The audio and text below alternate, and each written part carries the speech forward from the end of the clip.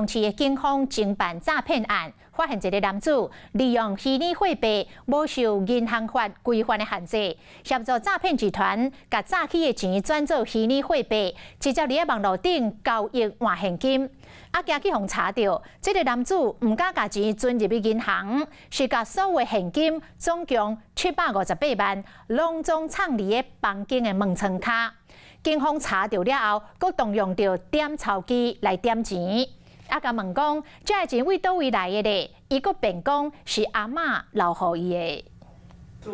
警方来到嫌犯姓吴的查甫人的厝内，伫个房间衫橱甲面窗卡发现一纸现金有758万。再过用点钞机来算，这查甫人讲，这个钱是亲人互伊的，抑过是倒一个亲人互伊的，又佫讲袂出来。那不是顺丰汇的？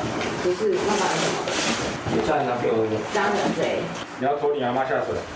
没有，跟他没关系啊。你不是说家人？你现在这银行不是关进去了，要办孩子？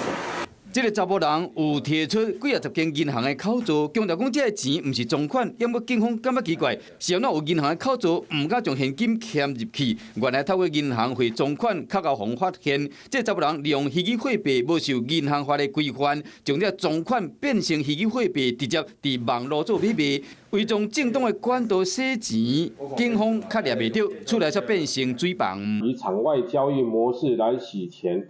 以规避警方的查缉，吴贤名下申办数十家银行账户，但是却不敢将这些钱存入银行之中，反而将钱藏匿在家中的床底、衣柜等处。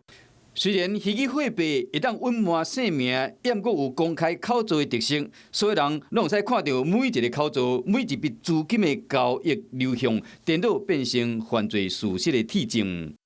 Hello， 我是林明瑞。想要抢先掌握最及时的新闻资讯吗？赶快订阅、按赞、开启小铃铛，锁定我们华视新闻的 YouTube 频道。